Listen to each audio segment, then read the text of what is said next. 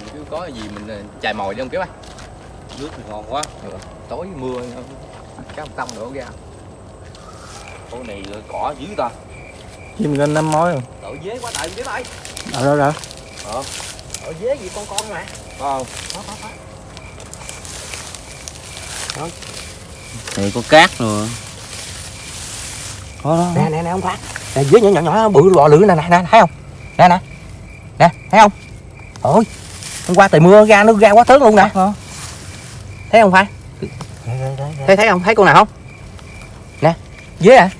Dế nhìn chút nó xíu nè, thấy không? Nè. Thấy không? Bắt nó. Đây, dế gì cỏ quá tợi nè. Không? Đây nè, quá tợi luôn. Đây. Gì quá tợi hả? Nè. Dế gì về không? 2 con. Hả? Dế thì ăn được mà. Được không? Cỏ quá tợi quá tợi luôn. Bắt nó thôi. Hả? Đây luôn. Rồi núp ở trong hang quá tợi ta. Nè đây nè. 2 con rồi. Đây con nè. Dế gì quá tớt hả? Mưa. 3 con. Qua mưa 5 gram. Dế này ăn ngon lắm á. Nè, ăn sống luôn rồi. Bắt ở đây nè. Ôi đây con nè. Trời quá trời luôn. Dế ngộ ta, dế này cắm câu hả? Cái quần với than cái gì ta? Ủa giờ mình về mình làm cái mình kiếm cái độ mình thiết kế mình gài ra không ai? Còn sao mà bắt được cái này ăn ngon lắm nè. Thôi giờ mình về mình thiết kế cái đồ gài đi, mình gài đó. Sáng mai mình đi thăm, thử có không? Thôi, rồi giờ mình về. Trời ơi quá trời dế luôn, quá tướng này ta. Chỉ vậy? Ngày hôm qua là trời mưa nè. Hello, chào cả nhà nha. Quay trở lại với kênh làng chài của miền Tây của mình. Nay hồi sáng nãy ba anh em mình đi ra ngoài vườn phát hiện cái hôm qua có đám mưa dắt dẹo quá rồi xong mấy con dế gì không biết đen á nó bò đất lự ra nè. Giờ về mấy anh em mình suy nghĩ còn làm cái bẫy rằng mình gà dế. Rồi giờ mình đi chặt mấy trái dừa. Rồi pha chặt dừa pha. Rồi. Giao đây. Quay dương cái. Mấy trái. Ba trái đi. Đây một trái. Ba cái bẫy ha. 3 7. 2 trái.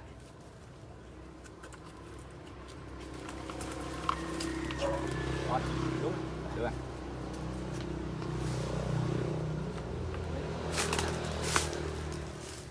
Chỗ nào sạch sạch. Đây luôn đấy.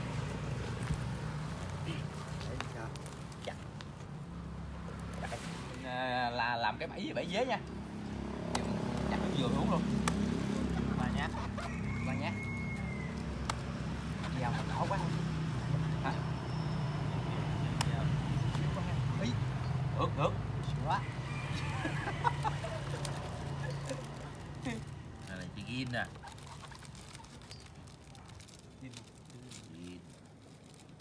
Đó. Thôi thấy rồi. Ui ngon. Nó, ui ngon rồi, uống luôn đi. Tâm sạch.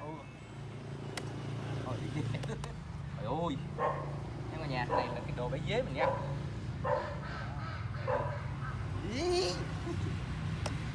Có bỏ mà. Bỏ để đất lại. Để uống liền bên đây. Uống hết luôn người ta lấy làm rồi.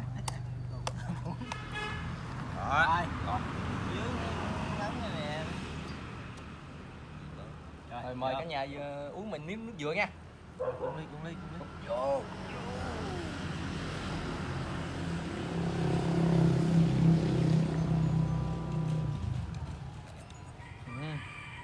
Chỉ có cái gì nào không? Ngon rồi. Nước ngọt đã. Chim này chim thiệt mà. Ngon luôn không à? Mình chặt bằng cách này nha. Cách này lạ. Cái này nè. Nhà thấy không? Đó mình phát lỗ này là đặng mình làm cái hôm nha. Hôm mình gà dế. Trong đây có cái non nặng dế nó vô nó ăn luôn. Làm bằng tăm hả? Tâm chỉ găng nha cả nhà. Tâm đặng mình làm ngay cái hôm. Đầu làm. Coi. Để xong rồi làm nha. Tâm xí găng mà. Nước gà. Đó. Em nào cũng khéo tay thôi. Khéo tay hay là. Đó.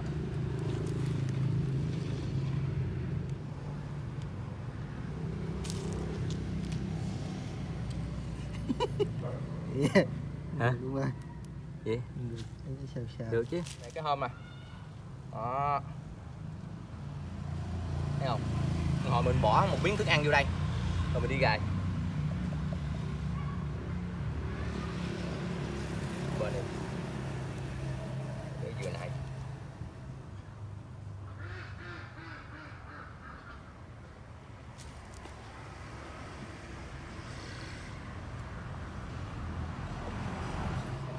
Dế mà nó thấy cái dừa đồ với trái cây rồi nó mê lắm, nó bay vô liền à.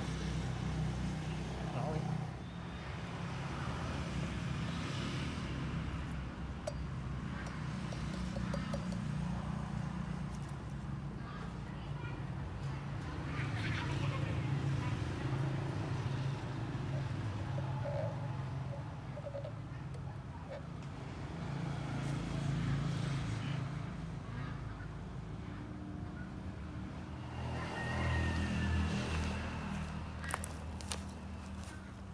Thì cũng không ra được ha.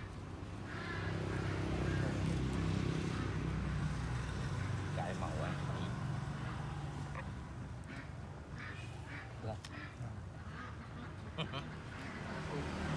Đấy, cái sạch nó thẳng luôn không. Ồ. Rồi. Rồi giờ mình làm được mấy họng hôm em cả nhà. Đó gì mình bỏ thức ăn vô nè.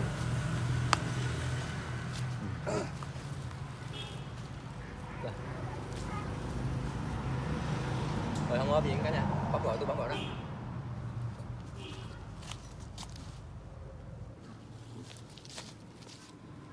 Còn giờ mình làm mấy cái họng hôm gì coi nha. Giờ bắt đầu mình kiếm mớ thức ăn nhuyễn á. Nhuyễn nó mới ăn.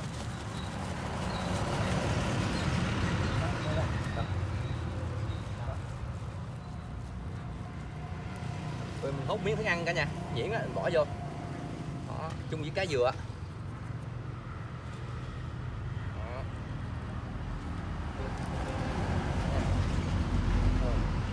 Bỏ vô cái họng luôn.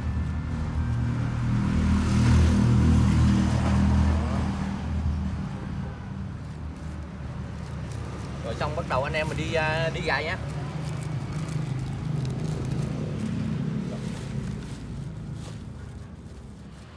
Vẫn chụp ra làm nguyên buổi trưa. Ra chỗ năng gài. Ông ăn xôi đây có trái gất đỏ tươi nè ông Kim. Đây có trái gất chín đỏ tươi nè, ông ăn xôi không?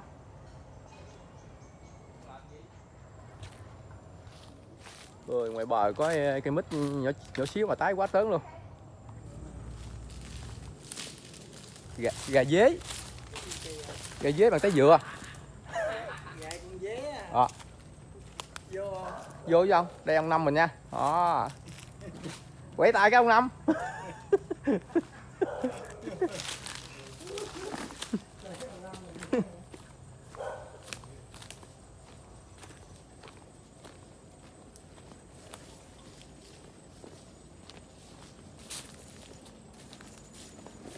Đi ra sụ.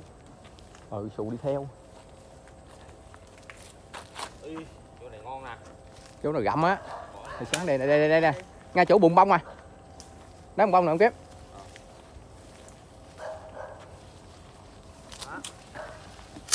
Gà con tay.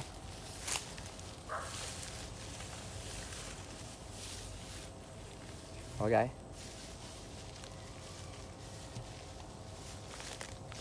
Mình gài tái dừa đầu tiên cả nha. Nó gà dế không phải gà da nó. Rồi mình hút mớ cỏ khô nè, đẩy nè. Cái khô ra đây một tiếp nè. Đậy lại ha. Đẩy lại. Bị Cái trang. lút cái mỏ ra. Là sáng mình đi thăm là có. Đó.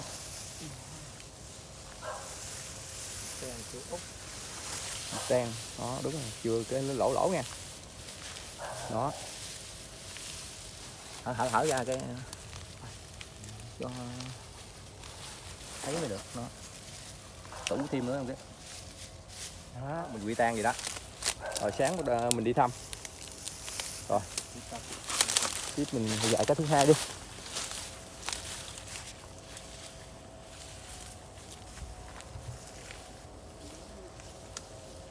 chỗ là đám có bông bông hồi sáng mình giật đi. Đó, đón cái được. Đón cái gài, đón cái.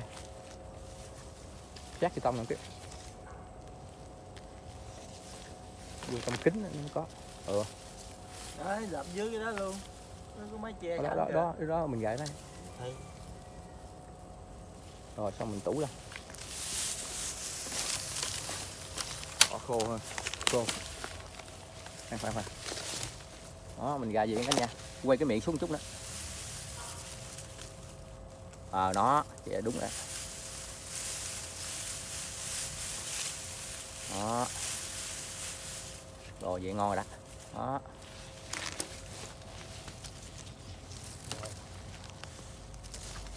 Kính này. Đó.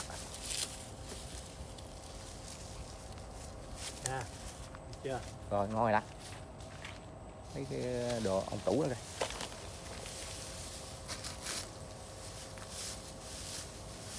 Đó. Thêm nữa, thêm 3 cỏ này. Đó. Cái kính gì ra. Rồi. Rồi đây tái nữa. Rồi. Có gà Rồi anh em mình đi về.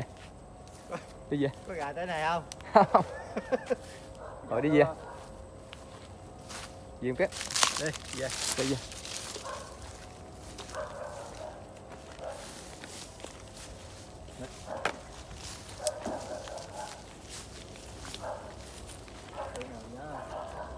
Nói chứ.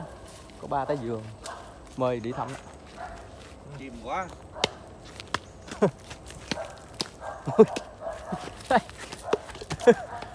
Nhớ là thời nhỏ ha.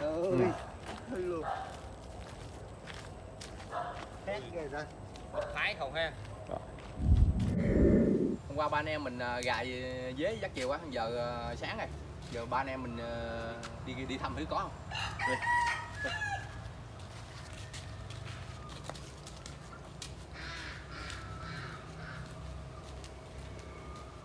Dừa cả nhà, dừa này hình chữ S của bản đồ Việt Nam rồi nè.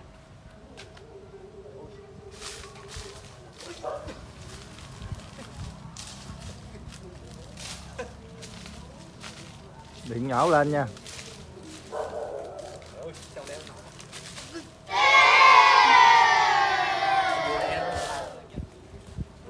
Nè. Ui.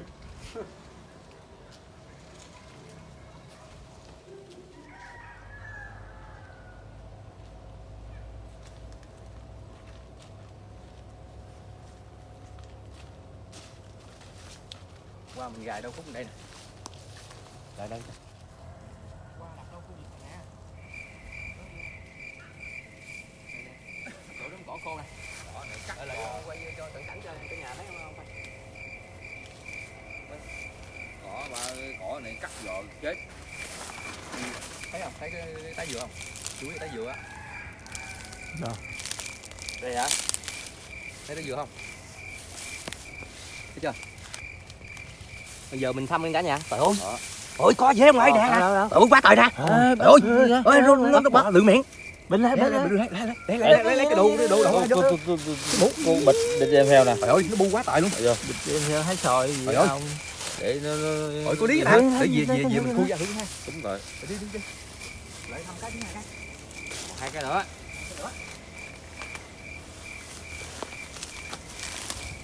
Đây nè, chỗ đó đám cỏ khô nè. Đâu phải không? Nè, chỗ đó quán qua tủ lại nè. Nè. Ôi, có nè ông ba. Lưỡi miệng nè không? Đây. Rồi. Ôi, Đi hết à. ôi quá trời nó bu miệng. Ôi có lý. Chạy ra nè. Có mùi.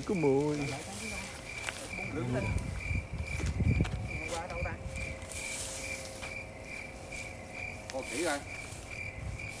Đây. Rồi. Ôi, quá trời luôn ông ơi nè. Có Ông bu miệng nè. Ôi Ôi quá. Bỏ vô. Sao giờ? Mấy con này chưa vô tới hả? Đấy nó bu ở ngoài miệng á. Ừ. Xem cho cả nhà xem coi. Trời ơi. Ôi, nó quá trời cả nhà nó. Thấy không? Mình gài qua đi mà nó quá tấn rồi thấy không? Trời ơi. Rồi cái gì mình làm rồi. Bội thu. Ủa cái bợ một cái. quá. 60 con, cả 100 con mà. Trời ơi, chúng mắm này. Này gì làm món gì ăn ta? Tay chành. Hả? Tay chành này. Duyên gì mới dám ăn với ông. Gì mà nó mặn không? Rồi.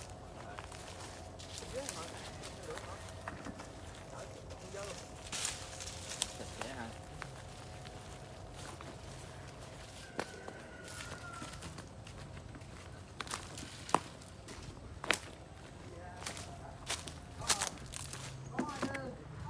Đưa cho ông ăn coi không biết. Chú. Coi gà dế là ông ăn. Gà dế gì mới gà dế gì à? Đưa cho ông ăn coi ăn. Anh này ở gần anh đang trẻ giờ dừa. Gà gì nè. Đó. Thấy Ghê không? Đó. Được hả? Ở ngoài không hả? Chảy nó bò ra, bỏ vô bịch nè. Dế giờ bỏ vô thau luôn. Trời ơi. Để ra từ từ ra. Trời ơi, quá tệ luôn. Trời ơi. Ở nhà xem nè. Này, Trời ơi, dế nằm lưng đây luôn nè. này mình phải biết tôi làm nhiều cái được như nhiều ấy. Trời ơi. Có tâm kìa. Trời ơi. Trời ơi. Trời ơi.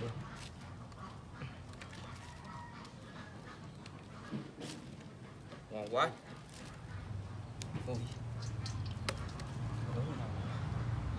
Quá tươi. Nói thì cả nhà ơi. Thôi đừng được con tâm đi. Đạt chết. Thôi, nguyên tâm đã đạt cái sợ. Tới cái dép này nữa nè. Chanh dắt vô lần mặn nữa hả? Ừ. Mấy tay. Tái thôi, tái được. Mình rửa đó. Mặn luôn. Cho sạch nha. Ừ.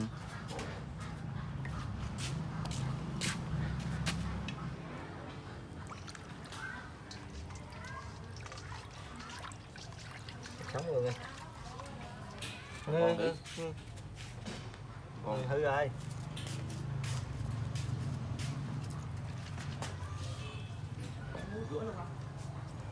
Mình bỏ muối vô luôn nha, bỏ muối vô đằng rửa. Rồi rửa này, rửa vớt ra kìa.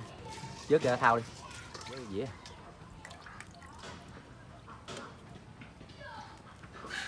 Đó. Có một chút thôi ta. Nhiều lắm chứ. Hả? Nhiều lắm chứ. Mấy chục con. Nhiều dế nữa nha. Đó. Mấy chục quá. Như có mấy chục á. Không đâu. Hai lá cách nha. Anh em mình thấy lá cách hồi ăn quấn với dế ăn. Cuốn nữa ha. Cuốn với dế.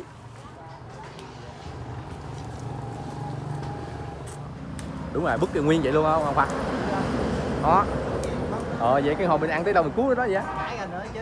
Ừ. Chứ mình nhắc cái kia là nó đâu có nhảy ra. Đúng rồi. Ra chưa? Nó khối rồi đó.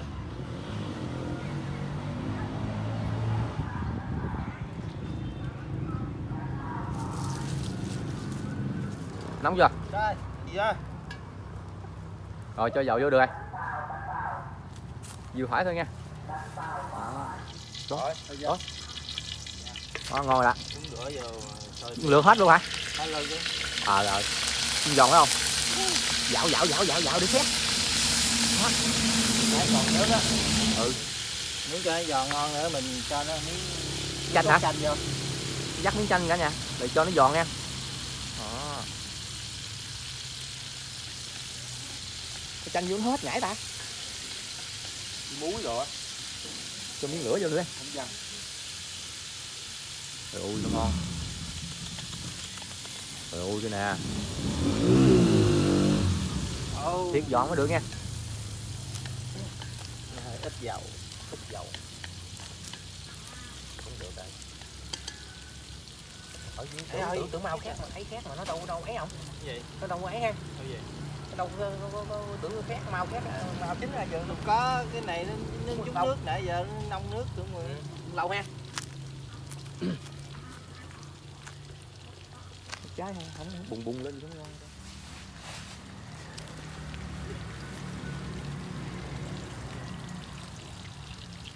Ngon quá tả. Khô không? mà nó ngon, cái vợ nó muốn dọn cái phòng nữa nè. Hồi nãy nó nhỏ sao vợ phòng cho bá ba. Thụ mà. Hả? Thụ mà nó. Thụ lên. Ừ. Nè. Trời ơi. Việc dọn nha. Cái này là thả xuống rồi nó. Bụng lên cái.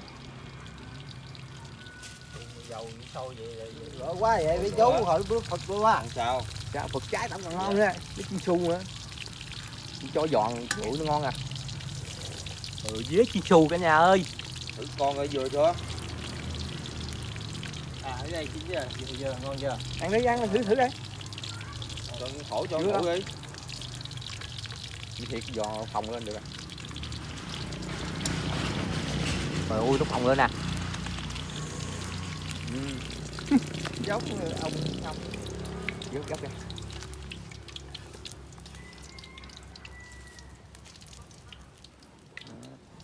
Kiều ra. Đó. Trời ơi. Trời ơi ngon. Tưởng chiên rụng cạn hết từ nó y nguyên người ta. Ha. Trời ơi ngon. Đúng vậy. Nóng. Trời ơi.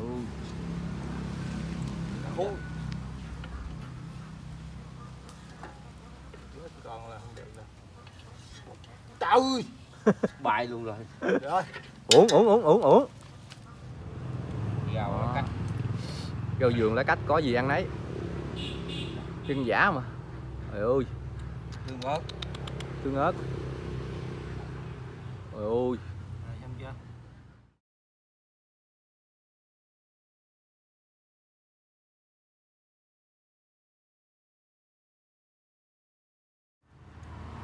Dùng thưởng thức cái con dế thử coi. Con cực hôm qua này mấy anh em mình đi gài đó. Bẫy đó. Uống. Rớt gãi que, gãi đùi luôn. Rồi mời cả nhà dùng mình con dế chiên giòn nha. Không biết dế gì luôn. Biết ăn được không thử mình ăn thử coi. Vô. Ngon giòn. Trời ơi, tưởng ngon. Quấn lá đi. Tại tưởng con tùng ăn ngon hay gì ngon vậy? Tưởng ngon. Lần đầu tiên ăn. Thôi. Ngon hàng chi mấy ông đó ở nhà hàng ấy phải không ơi? Mình cũng lấy cách tiền cả nhà, đúng rồi. Dế không? Dế có nhiều loại dế mà. Dế này ăn cũng được. Loại khác mình ăn cũng được gì. Đổi giòn ngon. Lần đầu tiên ăn. Cô Lý. Ngon thiệt không ơi? Thì tôi phải ăn riêng chả phải. Quấn vô. Rồi 30-40 con không nhiều chứ.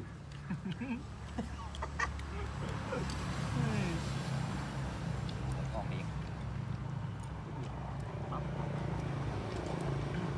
Ăn vô đã rồi. Đó. Ôi cảm nhận sao không? Ngon. Trời ơi. Chim dế à. Rồi.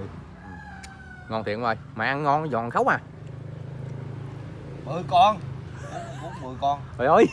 Chết. Quá rồi. Lần đầu. Ăn thử ăn vậy chết luôn rồi bà con ơi. Ăn quá sức trạng này rồi. Lần đầu tiên ăn. Hồi nãy tưởng ăn được, giờ nó ăn được rồi, nó ăn một cái thôi. Ngon quá. Làm lẻ quá quay không kịp á. Ngon. Sao ngon không? Quá ngon. Đạo quá.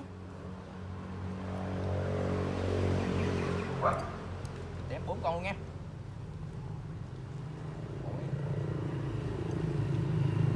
Chấm. Ăn nha. Ngon. Giòn đúng ra. Ăn cảm giác nước cả rau luôn. Chứ là nó ngon cái miệng thôi. Luôn à. Dám ăn không? Quá chứ ăn tụi đó. Mày ăn không? Khỏi quay. Hả? Khỏi quay. Ở quay gì? Khỏi quay khúc này. Bảy chưa hết nữa. Đổi hướng đi. Đổi hướng. Vậy em ngồi đó đi. Nữa, để tôi quay ông đi. Bảy. Ông ngồi đây đổi hướng. Hai rồi đi. Ông ngồi chỗ nào muốn ngồi nào tôi đổi hướng rồi nó ra. Ra về tôi phải đi. Đi đúng rồi. Đó là ông ngồi giữa. Giờ ông kiếm gì dời qua không kiếm? Dời qua giữa đi. Đá ở giữa tôi bên đây. Cắt góc liền. Rồi cái này dính nhà. Không có dính dòm nãy dính để mình đổi góc mà. Dạ. Đúng rồi đó. Chính xác. Ừ vậy. Đổi góc rồi vô. Cho bác không? 6 con luôn.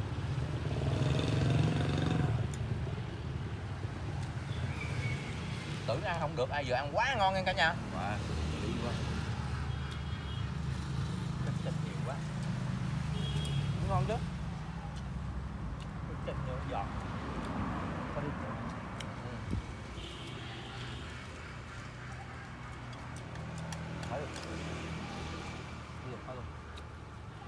Thơm. Béo. Không mùi gì đó. Không mùi cỏ. Ghiền á. Ăn được ghiền. Ăn được gì không anh? Béo đã. Đây nó cục dừa, chấp để đưa ớt nhiều nhiều á. Ngon ngon. Đó.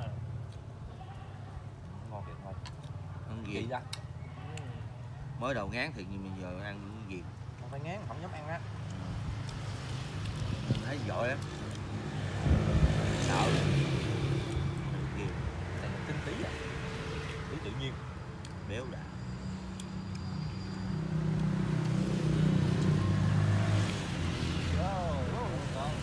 Ngon không? Đổi hết luôn cả nhà ấy à. Thiếu mỏi. Thiếu rồi.